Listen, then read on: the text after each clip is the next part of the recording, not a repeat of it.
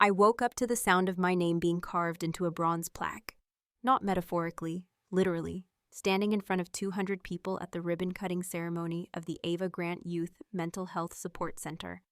I watched the engraver put the finishing touches on the sign that would hang above the entrance forever. My parents stood in the back corner, barely visible through the crowd, their faces hollow and aged beyond their years.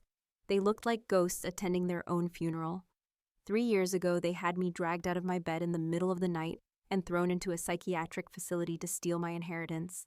Today, I was using that same inheritance to build something that would immortalize their failure and my survival. But I'm getting ahead of myself. If you want to understand how I went from being institutionalized by my own parents to standing here today, you need to hear the whole story. And trust me, it's worth hearing.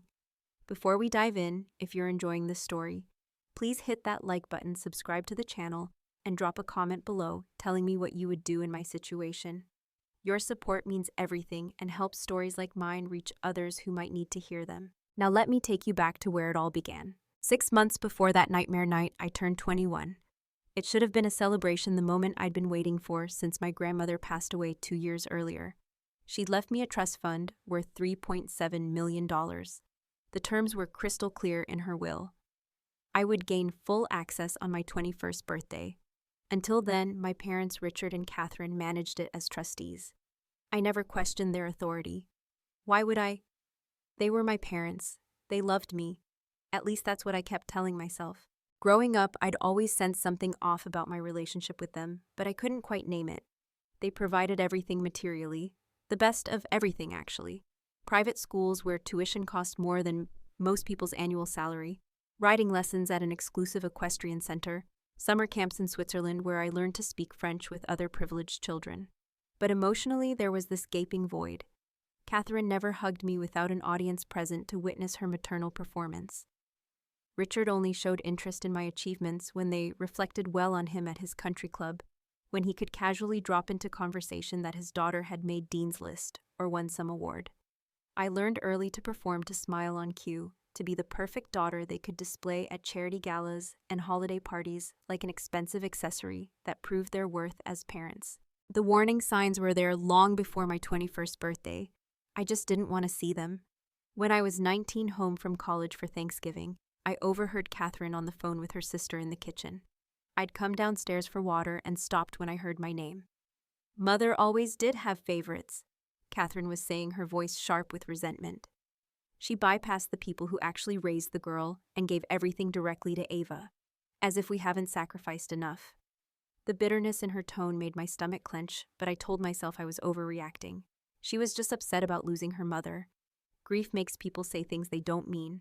At 20, I noticed Richard spending an unusual amount of time in his study with Marcus Thorne, the family attorney.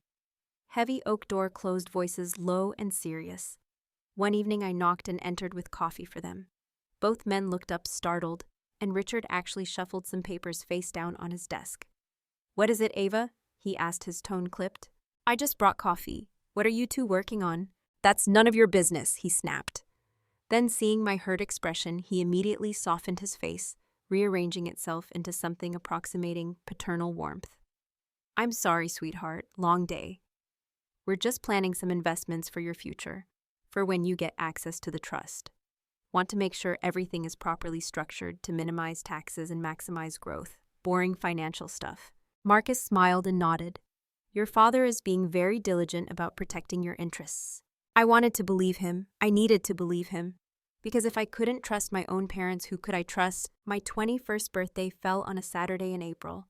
I woke up to the house already smelling like imported roses, thousands of dollars worth of flowers arranged in crystal vases throughout every room. Catherine had hired an event planner, some society woman, who charged obscene amounts to transform our already immaculate backyard into something out of Architectural Digest. White silk tents, string lights woven through the oak trees, a champagne fountain, a 4-piece jazz quartet.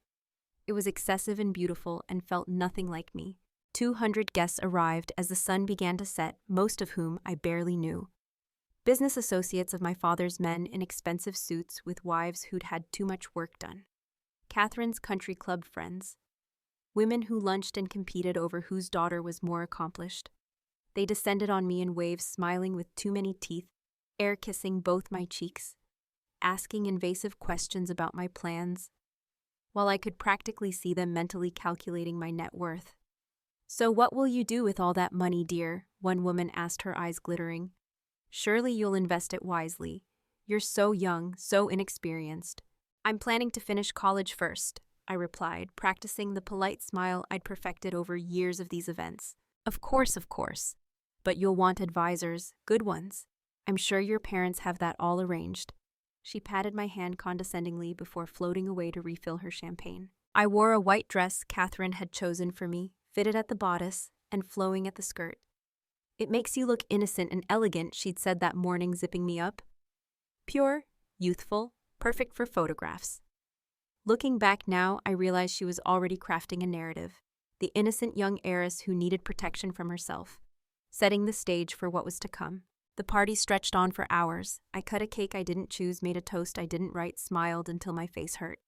Finally, around 11 p.m., the last guest left, the caterers packed up their equipment, and the house fell quiet. I'd kicked off my heels and was heading toward the stairs when Richard's voice stopped me. "Ava, could you come to my study for a moment? There are some things we need to go over. Birthday business." Something in his tone made my skin prickle, but I followed him down the hallway. Catherine was already there, perched on the leather sofa with a glass of wine, her legs crossed elegantly. She'd changed out of her party dress into silk loungewear. She looked relaxed, satisfied, like a cat that had cornered a mouse and was simply waiting for the right moment to pounce. "Sit down, sweetheart," Richard said, gesturing to the chair across from his massive mahogany desk. "This won't take long." I sat, suddenly aware of how tired I was. The champagne had made my head fuzzy. The day had been long and overwhelming. All I wanted was to collapse into bed. Richard pulled out a stack of papers from his desk drawer, at least 2 inches thick. "Investment documents," he said, setting them in front of me. "Standard stuff for someone your age inheriting money, nothing complicated." "What kind of investment documents?" I asked, trying to focus on the tiny print swimming before my eyes. "Diversification paperwork," Catherine interjected smoothly. "You can't just leave $3.7 million sitting in one account, darling. We've taken the liberty of setting up a proper portfolio, stocks, bonds, some real estate trusts. Your father has been working with Marcus on this for months. We're protecting your interests," Richard added. "Making sure the money works for you. Your grandmother would want this. She trusted us to guide you." He produced an expensive pen from his pocket and held it out to me. "All you need to do is sign. We've already reviewed everything with our attorneys and financial advisors. It's all perfectly standard." I should have read every page. I should have asked questions, demanded my own lawyer, taken time to understand what I was signing. But I was exhausted, slightly drunk, and I trusted them. They were my parents. So I took the pen and signed, page after page after page, my signature flowing across line after line, authorizing things I didn't understand, agreeing to terms I didn't read. "That's my girl," Catherine said approvingly as I signed the final page. "So responsible, so mature." "Can I go to bed now?" I asked, standing on shaky legs. "Of course," Richard said, gathering the papers. "Happy birthday, Ava." I stumbled upstairs, changed into pajamas, and fell asleep within minutes. I didn't know that I'd just signed away my freedom. I didn't see the clause buried on page 47 that extended their management authority indefinitely. I didn't notice the section on page 62 that allowed them to make withdrawals for my care and well-being with no oversight on what constituted necessary expenses. I definitely didn't see the paperwork on page 79 that appointed them as my financial conservators, pending a psychiatric evaluation that would prove I was mentally competent to manage my own affairs. An evaluation they never intended to let me pass. An evaluation they were already planning to manipulate. Because I hadn't signed investment documents that night, I'd signed my own prison sentence. The first few weeks after my birthday seemed normal. Then I started noticing things. The promised monthly allowance never materialized. When I asked about accessing my accounts, Richard said there were delays with the bank paperwork issues, nothing to worry about. Catherine bought a new Mercedes, sapphire blue convertible. She said it was a gift from Richard for their anniversary, but I saw the transaction on a credit card statement left carelessly on the kitchen counter. A statement with my name on it. I confronted them on a Tuesday evening in June. I'd spent the day at the county clerk's office pulling public records, trying to understand what I'd signed. What I found made my stomach turn. They'd been making withdrawals from the trust since the day after my birthday. $50,000 here, $20,000 there, always categorized as expenses for my benefit. educational costs for a degree I wasn't pursuing, medical treatments I wasn't receiving, living expenses for a lifestyle they were enjoying. When I walked into the house that evening, they were hosting a dinner party. 12 people around our dining table laughing over filet mignon and $500 bottles of wine, all paid for with my money. I stood in the doorway, rain-soaked and shaking, holding a folder full of bank statements and legal documents. The room fell silent. Catherine recovered first, her face arranging itself into an expression of maternal concern. "Ava, darling, you're soaked. Why don't you go upstairs and change? We have guests." "I want to talk about my trust fund." My voice came out steadier than I felt. Richard's jaw tightened. He excused himself from the table, gripping my elbow hard enough to bruise as he steered me toward his study. Catherine followed, apologizing to their guests about a family matter, promising to return shortly. Once the door closed, the masks came off. "What the hell do you think you're doing?" Richard's voice was low and dangerous. I threw the folder onto his desk, papers scattered across the mahogany surface. "I think I'm asking why you've stolen almost $200,000 from me in 2 months. "Stolen?" Catherine laughed, but there was no humor in it. "We're managing your money, Ava. That's what your grandmother wanted. You're clearly not mature enough to handle it yourself, as evidenced by this little tantrum." "Tantrum, you bought a car with my money." "We made an investment," Richard said coldly. "Assets depreciate. We're protecting your inheritance by making smart financial decisions you're not capable of making." "Then let me hire my own financial advisor. Let me see all the account statements. Let me have access to what's legally mine." That's when I saw it. A flash of something in Richard's eyes. Not anger, fear. They'd taken more than $200,000, much more.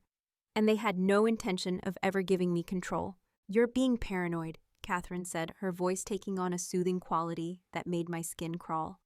"You've been under so much stress lately. Maybe you should talk to someone, a therapist. We know someone excellent, very discreet." "I don't need a therapist. I need you to stop stealing from me." Richard moved toward his desk, his hand hovering over the phone. "Catherine, call Dr. Morrison. Tell him it's urgent. Ava is having some kind of episode." "Episode?" My voice rose. "I'm asking legitimate questions about my own money." "You're being hysterical," Catherine said. "Look at yourself, screaming, disheveled, making wild accusations. This isn't normal, sweetie." I realized then what they were doing. Gaslighting, making me question my own sanity, setting up a narrative. But I didn't understand how far they were willing to take it. Over the next few weeks, I tried everything. I contacted the bank directly. They informed me my accounts were under conservatorship management and I'd need court approval to make changes. I tried to find the original trust documents my grandmother had created. They'd disappeared from the house. I reached out to Marcus Thorne, the family attorney. He told me he was ethically obligated to represent my parents' interests as trustees and suggested I find my own legal counsel. When I tried, I discovered my credit cards were maxed out and my checking account was empty. My parents watched me spiral with satisfaction. They controlled everything: my phone bill, my car insurance, the roof over my head. Every time I pushed back, Catherine would make comments about my mental state. In front of the housekeeper, in front of neighbors, at the grocery store, planting seeds, building a case. I should have run. I should have gone to the police, the media, anyone. But I was 21, isolated and drowning in self-doubt. They'd spent my entire life training me to defer to their authority. That programming doesn't break easily. The night it happened, I'd spent the day at the public library, using their computers to research conservatorship abuse and financial exploitation. I'd found a legal aid clinic that agreed to review my case. I had an appointment scheduled for the following Monday. I was finally taking action, finally fighting back. I should have known they'd never let me make it to that appointment. I came home around 10 p.m. The house was dark except for a light in Richard's study. I was exhausted emotionally and physically and went straight to my room. I changed into pajamas, washed my face, and collapsed into bed. Sleep came quickly. I don't know what time it was when they came. I woke to hands grabbing my arms, yanking me upright. Rough hands, male hands. I screamed and thrashed my mind, struggling to process what was happening. 2 large men in navy blue uniforms were hauling me out of bed. Orderlies I'd later learned from a private psychiatric transport company. "What the hell? Let go of me!" I kicked and clawed, pure panic flooding my system. Catherine stood in my doorway, arms crossed her face, emotionless in the dim light. "Don't make this harder than it needs to be, Ava. You're hurting yourself." "What are you doing? This is my room, my house." Richard appeared behind Catherine, holding a folder of papers. The same folder he'd been working on with Marcus Thorne. He wouldn't meet my eyes. "This is our house, actually, and we're doing what's best for you. You've lost control." I wrenched one arm free and lunged toward Richard's study, toward the phone, toward anything that could help me. "It's about the trust fund, isn't it? About the money Grandma left me." My voice cracked with desperation and fury. Richard moved faster than I expected, blocking the hallway. For just a second, I saw something flicker across his face. Guilt, maybe, or fear that I'd figured it out. Then his expression hardened into stone. One of the orderlies grabbed me from behind, arms like steel bands around my chest. "Please," I begged, my voice breaking. "Please don't do this. I'll stop asking questions. I'll do whatever you want." "We know you will," Catherine said softly. "Once you get the help you need." They injected me with something. I felt the needle pierce my arm and tried to scream, but the sound came out muffled, weak. The world started to blur at the edges. The last thing I saw before losing consciousness was my parents standing side by side in the hallway, watching strangers carry their daughter away like garbage, their faces betraying nothing. I woke up in a place that smelled like industrial cleaner and stale air. My head pounded. My mouth tasted like cotton and chemicals.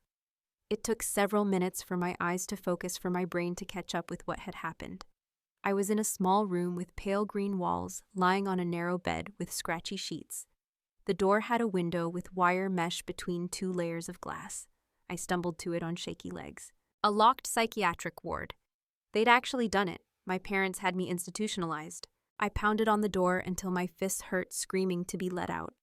A nurse eventually came, a woman with tired eyes and a tight mouth. She told me to calm down, or I'd have to be sedated again. When I demanded to know where I was, why I was here, who authorized this, she simply said my parents had admitted me for psychiatric evaluation and treatment. Voluntary commitment, the paperwork said. I'd signed the forms myself, except I hadn't. I'd never signed anything agreeing to this. But they had my signature on file, probably from one of those documents on my birthday, the ones Richard said were investment papers. They took everything from me. My phone, my clothes, my wallet. I was given hospital scrubs and paper slippers. I was assigned to a ward with 20 other patients, most of whom were genuinely struggling with severe mental illness, schizophrenia, bipolar disorder, suicidal depression. I didn't belong there, and everyone knew it except the people who mattered. My first evaluation was with Dr. Morrison, the psychiatrist my parents had mentioned weeks ago. He was in his late 60s, silver-haired, with an air of unquestioned authority. He sat behind a desk covered in manila folders and looked at me over his reading glasses like I was a specimen under a microscope. "Your parents are very concerned about you, Ava," he began, his voice maddeningly calm. "My parents kidnapped me in the middle of the night. They're trying to steal my inheritance." He made a note on his pad. "Do you often have paranoid thoughts about your family? It's not paranoid if it's true. They've been taking money from my trust fund. I have bank statements, documents, evidence." Another note. "Your parents mentioned you'd become obsessed with the trust fund, that you've been experiencing financial delusions. They showed me concerning texts you sent them, accusing them of theft, making threats. Because they are stealing from me and I never made threats. I asked questions. Ava, I've reviewed your intake paperwork. Your parents have documented a concerning pattern of behavior over the past several months. Mood swings, paranoia, aggression. They've tried to get you help voluntarily, but you've refused. They had no choice but to take this step for your own safety." The sick genius of it hit me then. They'd been building a case for months. Every time I'd questioned them, every time I'd pushed back, they'd documented it as evidence of mental instability. They'd reframed my legitimate anger as irrational aggression, my search for truth as paranoid delusion. And now they had a doctor, a facility, and a legal framework to keep me locked up until I either gave up or they'd drain the trust fund completely. "I want to call a lawyer," I said, trying to keep my voice level. "Of course, once you're stable enough. Right now, you're in a 72-hour hold. We need to make sure you're not a danger to yourself or others." "I'm not dangerous. I'm angry. There's a difference. Anger that manifests in violent accusations against your own parents, that concerns me, Ava." I realized arguing was only making it worse. Every word I said was being used to confirm their diagnosis. I was trapped in a nightmare with no exit. If I insisted I was sane, I sounded paranoid. If I stopped fighting, I was accepting their narrative. It was a perfect catch-22. The first week was hell. They kept me heavily medicated, antipsychotics that made my thoughts slow and sticky, anti-anxiety medications that kept me docile. I spent most of my time in a fog, barely able to string sentences together, let alone plan an escape or defense. Other patients would talk to me, sharing their own stories of trauma and illness. I listened, but I couldn't connect. I was too busy drowning in the realization that I was completely powerless. Catherine visited on day 5. She brought expensive pastries from my favorite bakery and flowers. She sat in the visiting room and cried real tears in front of the nurses, dabbing at her eyes with a monogrammed handkerchief. Anyone watching would have seen a devoted mother heartbroken over her troubled daughter. When we were finally alone at our table, her tears disappeared like they'd never existed. She leaned forward, her voice barely a whisper. "The longer you fight this, the longer you stay here. Cooperate. Show them you're getting better. Then maybe in a few months we can bring you home." "You mean after you've stolen everything Grandma left me?" Her smile was cold enough to frost glass. "You're so young, Ava. You don't understand how the world works. That money would have ruined you. We're saving you from yourself. The least you could do is be grateful." "I'll never stop fighting you." "Then you'll never leave here. Think about it. You're in a psychiatric facility with documented mental illness. Who's going to believe you the system works in our favor? You have no credibility, no resources, no power. We, on the other hand, are upstanding citizens with impeccable reputations and legal authority over your care. You've already lost, sweetheart. You just don't know it yet." She kissed my forehead before she left, a gesture that made my skin crawl. I sat in that visiting room for a long time after she was gone, staring at the pastries I couldn't eat, feeling the full weight of my helplessness. That night, I overheard something that changed everything. I'd been walking back from the bathroom around 11 p.m., the hallway dim and quiet. Most patients were asleep. But through the half-open door of the nurse's station, I heard a voice I didn't recognize. Male professional talking on the phone. I moved closer, careful not to be seen, and pressed myself against the wall. "Yes, Marcus, we're documenting everything. Full cooperation from Dr. Morrison. He's adjusting her medications to ensure compliance. The intake reports support the conservatorship extension." A pause. "No, she's still resistant, but that actually works in our favor. The longer she maintains the delusion that her parents are stealing from her, the stronger the case for long-term psychiatric care. We're looking at 6 months minimum before any court would consider reevaluation." Marcus Thorne, my parents' attorney. He was coordinating with the facility to keep me locked up. This wasn't just about a 72-hour hold. They were planning to keep me here indefinitely, long enough to drain the trust fund completely and establish permanent conservatorship. I stood there in that dim hallway, feeling something inside me shift. The fear was still there, the anger, the hurt. But underneath it all, something colder crystallized. Clarity. I'd been approaching this all wrong, fighting openly, demanding justice, asserting my rights. All it did was prove their point that I was unstable. If I wanted to win, I had to stop playing the victim. I had to become the player. I walked back to my room and lay in bed staring at the ceiling, my mind clearer than it had been in weeks, despite the medication. I was 21 years old, trapped in a psychiatric facility, by my own parents, with a legal system that believed I was mentally incompetent. Most people would have given up. Most people would have broken. I wasn't most people. The next morning, I became a model patient. I took my medications without complaint. I participated in group therapy, sharing carefully crafted stories about recognizing my paranoid tendencies and wanting to work on my relationship with my parents. I apologized to Dr. Morrison for my hostility, telling him I was grateful for the care and ready to do the work. It was a performance, and I played the role perfectly. Over the following weeks, my recovery was remarkable. I attended every therapy session. I journaled about my progress. I read self-help books from the patient library. I was polite to staff, helpful to other patients, and increasingly remorseful about the stress I'd caused my family. Dr. Morrison praised my turnaround. The nurses started to smile at me. Even Catherine, during her weekly visits, seemed pleased with my transformation. She had no idea I was planning her destruction. There was one person who saw through my act. Dr. Elias Vance. He was younger than the other psychiatrists, maybe early 40s, with sharp eyes that actually paid attention. He'd been assigned to the ward recently and started doing supplementary evaluations. When he interviewed me, he didn't just read my chart and nod along. He asked real questions. He listened to the details of my answers. And he heard what I wasn't saying. After our third session, he closed his notebook and looked at me for a long moment. "You're not mentally ill, are you?" I wanted to cry with relief. Someone finally saw me, but I couldn't risk it. I couldn't trust anyone. I was having paranoid episodes, but I'm better now. The medication is helping. Ava, I've been doing this for 15 years. I know the difference between someone recovering from psychosis and someone playing a role. You're coherent, logical, and your timeline of events is consistent. That's not what paranoid delusions look like. He leaned forward. Tell me what really happened. I almost did.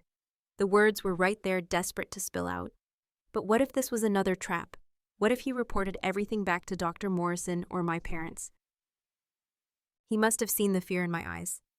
Whatever you tell me stays between us. Patient confidentiality, not even your parents can access my notes without a court order. Something in his voice made me believe him. Maybe it was exhaustion, maybe it was desperation, or maybe after weeks of performing sanity for people who wanted me to be sick, I just needed one person to see the truth. So I told him everything. The trust fund, my parents' spending, the documents I'd signed, the kidnapping, Catherine's threats, the phone call I'd overheard about Marcus Thorne, all of it. He listened without interrupting, his expression growing darker with each detail. When I finished, he sat back and ran a hand through his hair. Jesus, this is financial abuse, medical kidnapping, fraud. He was quiet for a moment. Ava, I believe you, but here's the problem. Right now you're in a position of zero power. You're a psychiatric patient with a diagnosis of paranoid delusion. Your parents are your legal guardians with conservatorship over your finances. If you go to court tomorrow, they'll bring a team of doctors and lawyers who will bury you in psychiatric jargon. You'll lose. So I'm supposed to just give up. No, you're supposed to be smart. He opened his briefcase and pulled out a small USB drive. This is encrypted. I'm going to help you document everything. Every violation of protocol, every coordination between this facility and your parents' lawyer, every piece of evidence that this isn't legitimate psychiatric care. But you have to keep playing the good patient. You have to get out of here first. Once you're free with documentation and my testimony, you can build a real case. I took the USB drive like it was a lifeline. Why are you helping me? Because I got into psychiatry to help people, not to participate in financial exploitation schemes. And because you remind me of my sister. She was institutionalized by her husband 15 years ago for similar reasons. By the time anyone believed her, he'd emptied their accounts and disappeared. She never recovered from it. His voice was heavy with old grief. I couldn't help her. Maybe I can help you. From that day, Dr. Vance became my secret ally. He helped me navigate the system. He taught me what to say, how to act, what progress markers the facility looked for. He showed me how to access the staff computer system during my assigned volunteer hours in the ward office. Patient files, email correspondence, billing records showing payments from Richard to the facility's director. Every piece of evidence I copied onto that USB drive. 3 months after my arrival, I was approved for supervised home visits. Catherine picked me up in her Mercedes, my Mercedes technically, and drove me back to the house that no longer felt like home. I played my part perfectly, grateful, subdued, medicated enough to seem compliant, but not so much that I couldn't function. The house had changed. Richard had installed a new security system, fingerprint scanner on his study door, cameras in the hallways. They were watching me even here. My room had been cleaned out. My computer was gone. My personal papers all gone. They'd erased me from my own space. Dinner that night was surreal. We sat at the table like a normal family. Catherine talked about her charity work. Richard discussed his golf game. They asked polite questions about my therapy and treatment. I smiled and answered and felt like I was in a waking nightmare. We're so proud of how far you've come, Catherine said, reaching over to pat my hand. Dr. Morrison says you're making excellent progress. I'm grateful for all the support, I replied, the words tasting like ash. We know this has been hard, Richard added, but it was necessary. You weren't well, Ava. We had to protect you. Protect. They kept using that word, as if stealing my inheritance and having me institutionalized was an act of love rather than greed. Over the next few weeks, my home visits became more frequent. I was the perfect picture of recovery. I took my medications on schedule, never missed a therapy appointment, and showed appropriate remorse for my previous behavior. Catherine and Richard started to relax around me. They thought they'd won. They thought I'd been broken and rebuilt into something they could control. They had no idea I was documenting everything. I'd learned a trick from another patient, a kid who'd been institutionalized by his parents for being gay. He'd shown me how to recover deleted files from a computer's hard drive using free recovery software. During one of my supervised home visits, while Catherine was in the shower and Richard was in the yard, I had 20 minutes alone with the family computer. That was all I needed. Months of emails between Richard and Marcus Thorne. Financial statements showing systematic withdrawals from my trust fund. Expense reports for luxury purchases categorized as my medical care. A draft document outlining plans to extend my conservatorship indefinitely. And most damning of all, a payment receipt to Dr. Morrison's private practice for consulting fees on my case before I was ever admitted. They hadn't just stolen from me. They'd premeditated the entire scheme. The psychiatric hold wasn't an emergency intervention. It was a planned operation to silence me and legitimize their theft. I copied everything to the USB drive Dr. Vance had given me. Then I carefully cleared the browser history, shut down the computer exactly as I'd found it, and went back to being the compliant daughter. 4 months after my admission, I was released to outpatient care. I moved back home under strict conditions. Therapy 3 times a week. Medication compliance monitored by weekly blood tests. And of course, Richard and Catherine maintaining full financial control until I could demonstrate sustained mental stability, a determination they controlled through Dr. Morrison. But I was out. I was free to move around to make phone calls without supervision to access the internet on monitored devices. It was enough. My first call was to Dr. Vance from a burner phone I'd bought using cash I'd saved from allowance before my hospitalization. He'd been waiting for this. He gave me the name of an attorney, Rebecca Chen. She was a powerhouse in conservatorship abuse cases known for taking on families and institutions. Dr. Vance had already briefed her on my situation. I met Rebecca at a coffee shop 30 miles from home using an Uber I'd paid for with a prepaid card. She was in her 50s, sharply dressed with eyes that missed nothing. I gave her the USB drive and walked her through everything. She plugged it into her laptop, right there, scrolling through files, her expression growing more intense with each document. After an hour, she looked up at me. "This is airtight. Financial exploitation fraud, falsified medical records conspiracy. Ava, we can destroy them. Are you ready for that? Because once we file, there's no going back. This will be public. It will be ugly. Your parents will fight with everything they have." I thought about Catherine's cold smile in that visiting room. I thought about Richard's hands signing papers that locked me away. I thought about 4 months of my life stolen my autonomy, stripped my sanity, questioned by people who were supposed to love me. I'm ready. We spent the next 3 weeks building an ironclad case. Rebecca worked with Dr. Vance to get his professional testimony documented. We compiled financial records showing every fraudulent transaction. We got statements from other patients at the facility who'd witnessed staff discussing my case inappropriately. Rebecca even found a whistleblower, a former employee of the psychiatric facility, willing to testify about the facility's financial relationship with Marcus Thorne's law firm. The plan was surgical. Instead of giving Richard and Catherine any warning, any chance to hide assets or destroy evidence, we'd hit them with an emergency motion to freeze all trust fund assets and remove them as conservators. We'd file complaints with the state medical board against Dr. Morrison. We'd expose everything in one devastating blow. The night before we filed, I couldn't sleep. I kept thinking about my grandmother, about the trust she'd placed in my parents, about how she'd wanted her money to give me opportunities and freedom. Instead, it had been used to imprison me. But not anymore. Tomorrow, I was taking it all back. Rebecca filed at 9 a.m. on a Thursday. By noon, the court had granted an emergency freeze on all accounts related to the trust fund. By 3 p.m., Richard and Catherine received notice that they were being sued for financial exploitation, fraud, and conspiracy. The notice was delivered to them at a charity gala, one of those high society events where they performed their role as pillars of the community. According to witnesses, Catherine went white as a sheet. Richard actually staggered. 200 of their closest friends and associates watched them receive legal papers that outlined in explicit detail how they'd stolen from their own daughter and had her institutionalized to cover it up. Their perfect facade cracked in public, and it was glorious. The legal battle that followed was everything Rebecca had promised. Ugly, public, and absolutely devastating for my parents. The media picked up the story. Heiress institutionalized by parents in trust fund scheme. The headlines wrote themselves. Richard and Catherine hired a team of expensive lawyers, but Rebecca was better. She had truth and evidence on her side. They had lies that were unraveling. The preliminary hearing was held 6 weeks after filing. I sat at the plaintiff's table, dressed in a simple but professional suit, my hands folded calmly. Across the aisle, my parents wouldn't look at me. Catherine's hair was pulled back so tightly it looked painful. Richard had developed a twitch under his left eye. Rebecca started with the financial records. She projected them on a screen for the judge and courtroom to see.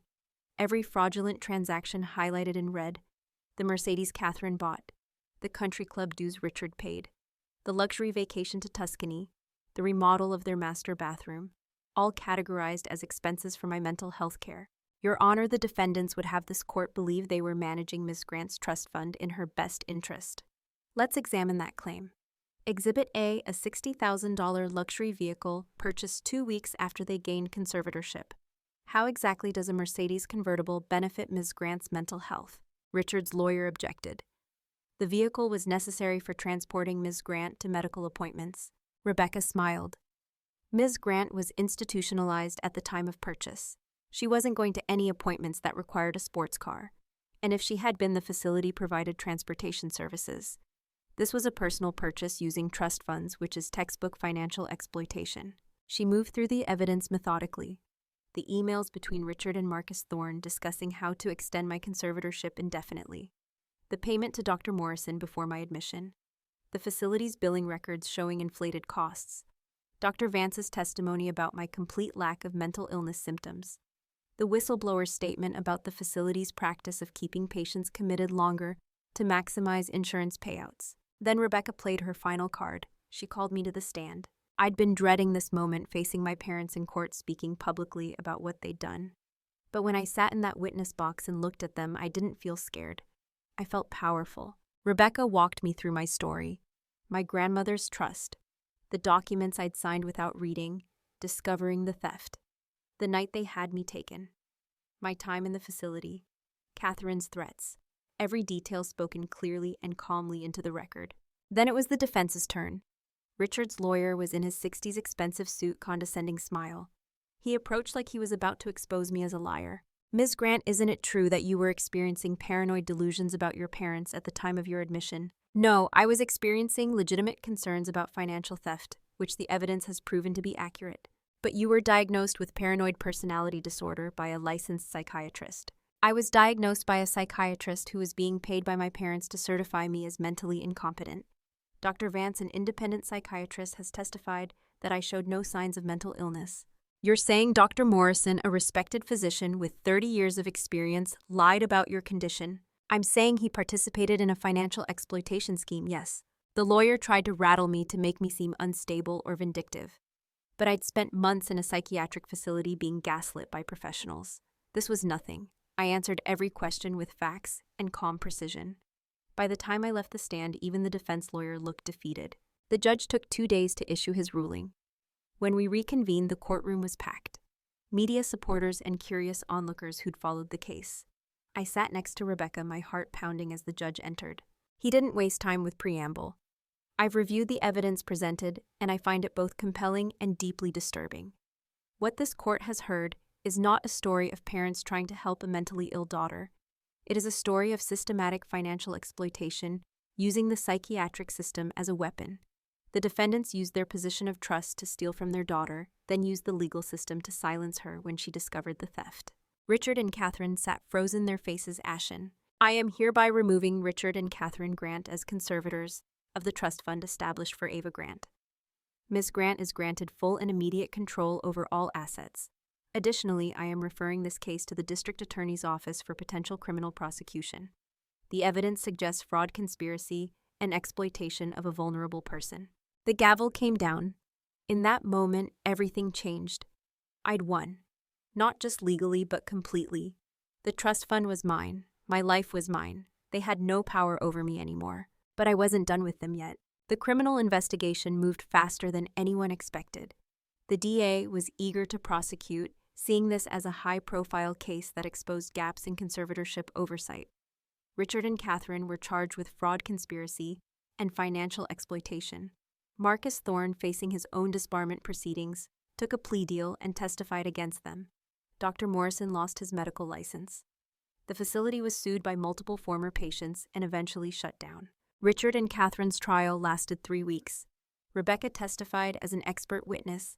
I sat in the gallery every single day watching them squirm under cross-examination, watching their lies fall apart, watching justice slowly close around them like a fist. The jury deliberated for 6 hours, guilty on all counts.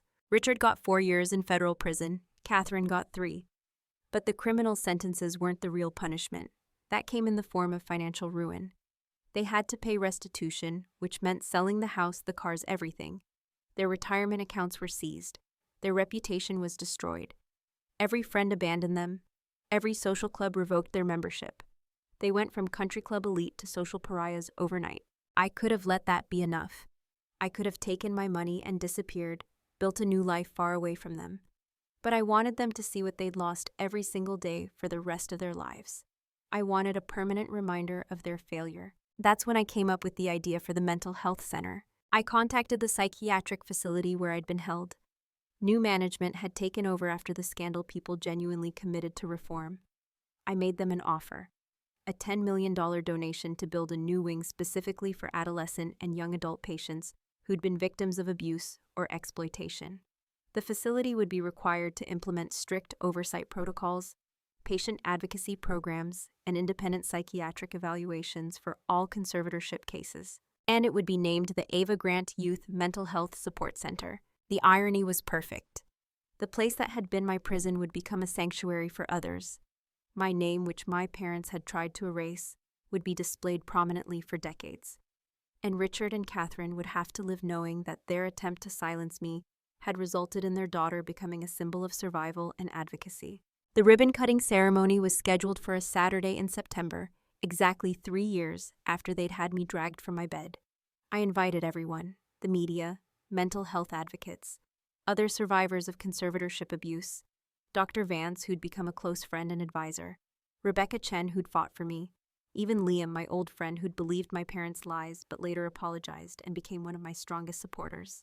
And I made sure Richard and Catherine knew about it. They weren't invited, but I knew they'd come.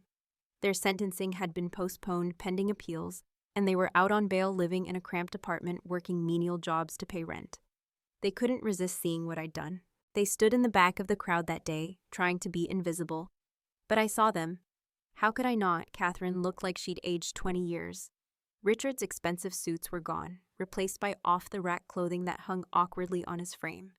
They looked small, powerless, exactly how they'd made me feel.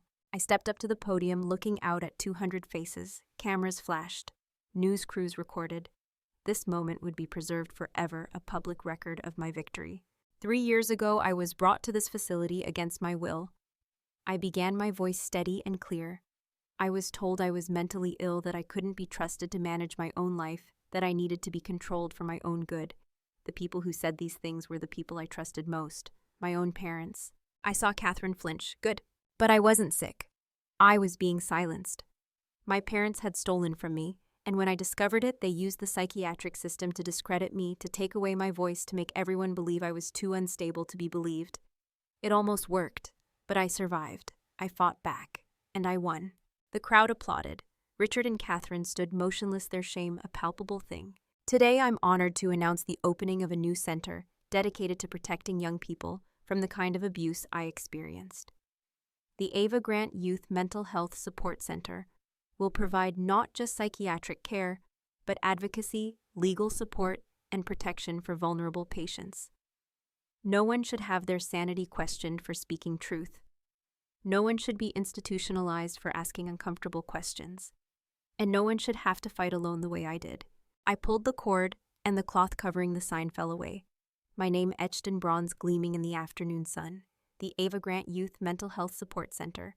Permanent, undeniable, a monument to survival. I looked directly at my parents then. They were crying, both of them silent tears of humiliation and defeat. I felt no pity, only the cold satisfaction of knowing they'd see that sign every time the center was mentioned in the news, every time someone shared a story of being helped there, every time my name came up in conversations about mental health advocacy and reform.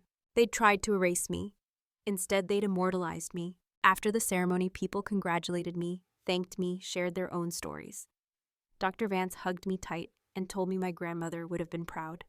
Rebecca said this was the most satisfying case of her career. Liam apologized for the 100th time for not believing me sooner, and I finally told him I forgave him. He was young and scared too. We all were. As the crowd dispersed, I stood alone for a moment looking up at the building. Patients would sleep in there tonight. Teenagers who'd been abused, exploited, or traumatized. they'd wake up tomorrow in a place named after someone who'd survived. Maybe it would give them hope. Maybe it would remind them they weren't alone. My phone buzzed.